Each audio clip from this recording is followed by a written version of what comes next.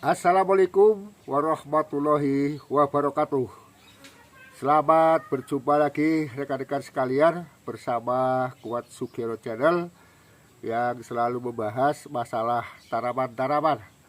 Apa kabar rekan-rekan semua? Semoga pada hari ini selalu dalam keadaan sehat walafiat bersama keluarga dan selalu dimurahkan rezekinya.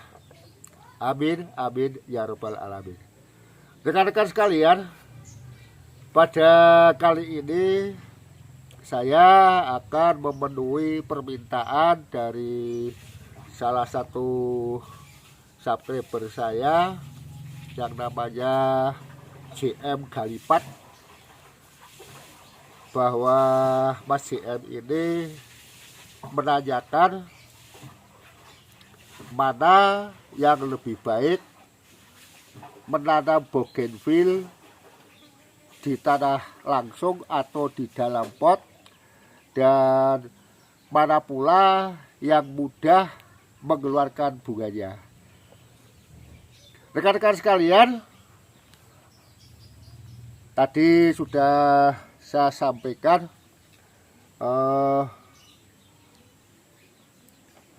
bahwa tanaman yang ditanam di pot dan yang ditanam langsung di tanah itu banyak sekali perbedaannya. Kalau tanaman bougainville seperti ini masih kecil, itu sudah bisa diprogram untuk dibungakan. Tapi kalau tanaman bougainville sekecil ini, apabila ditanam langsung di tanah, itu risiko yang pertama adalah mati. Karena kalau tanaman sekecil ini ditanam di tempat lahan yang panas, tidak terkontrol, lama-kelamaan bisa mati. Yang kedua, apabila tanaman bougainville ditanam di tempat yang teduh, jangan berharap tanaman itu atau bougainville tersebut akan mengeluarkan bunganya, karena faktor utama untuk pembungaan bougainville adalah sinar matahari. Baiklah rekan-rekan sekalian, saya sudah membuat videonya tentang tanaman yang saya tanam di tanah langsung sama-sama Singapura, ID Singapura.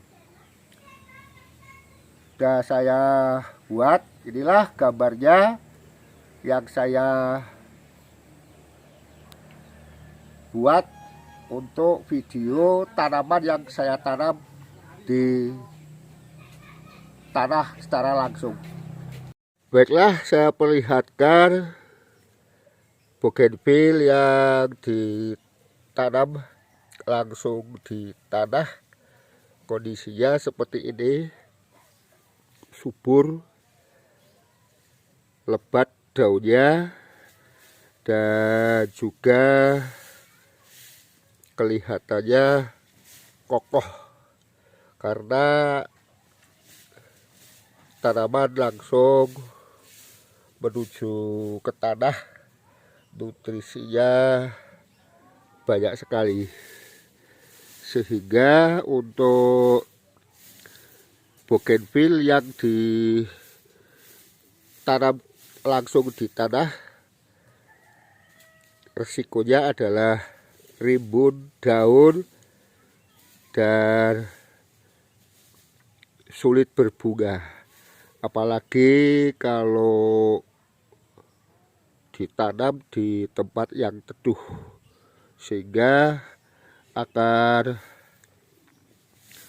menyulitkan tanaman itu untuk mengeluarkan bunga, kecuali kalau sudah berumur, ditanam sekian tahun, menjulang tinggi, biasanya itu mudah mengeluarkan bunganya.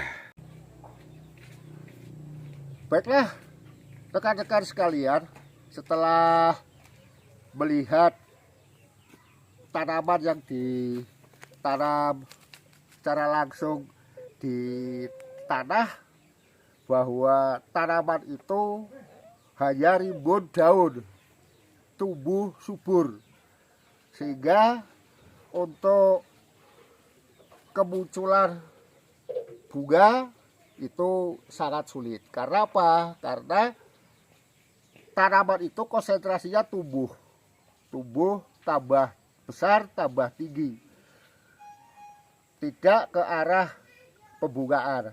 Apalagi kalau kita lihat tadi ditanam di tempat yang teduh. Nah, beda dengan bougainville yang ditanam di dalam pot. Walaupun kecil seperti ini, sama-sama di Singapura, yang di dalam pot ini bisa dikendalikan. Artinya tanaman ini bisa dipindahkan ke tempat yang panas, kemudian diprogram untuk pembungaan. Yang pertama dengan cara dipruning, kemudian setelah itu disetres air, dipupuk dengan menggunakan NPK 1616, sehingga akan muncul bunga seperti ini. Tapi kalau yang ditanam di tanah secara langsung, apabila ditempatkan di tempat yang teduh, ya kalau ini sudah berbunga rimbun, kalau yang tadi itu rimbunnya rimbun pada daun.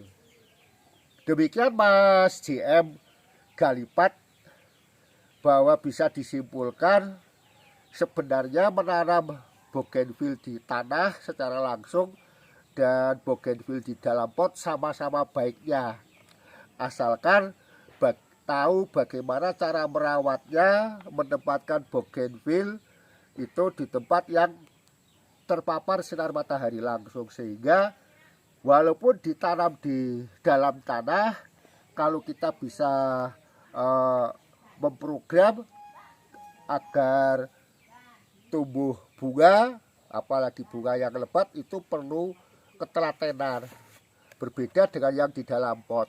Sehingga untuk Mas JM Galipat, kalau kita ingin mendapatkan bougainville yang bisa berbunga rimbun dengan cepat, yaitu ditanam di dalam pot.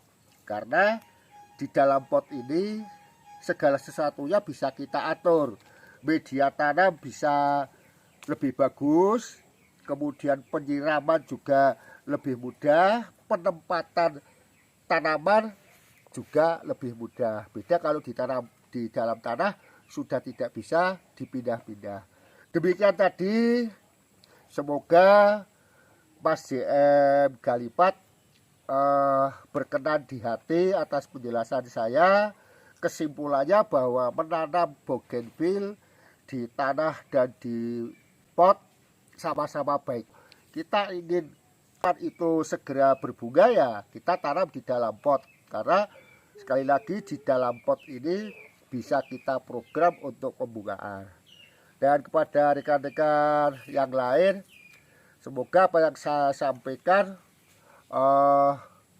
bisa dikomentari, barangkali ada kesalahan dan kekurangan. Bagi para pemula, inilah yang bisa saya sampaikan. Terima kasih atas perhatiannya. Semoga menginspirasi pada Mas JM Galipat dan rekan-rekan yang lain, juga bermanfaat bagi para pemirsa sekalian. Jangan lupa untuk like, komen, dan subscribe-nya. Dan selamat, semoga kita bisa bertemu kembali dalam video-video saya yang akan datang. Atas perhatiannya, terima kasih. Saya akhiri, assalamualaikum warahmatullahi wabarakatuh.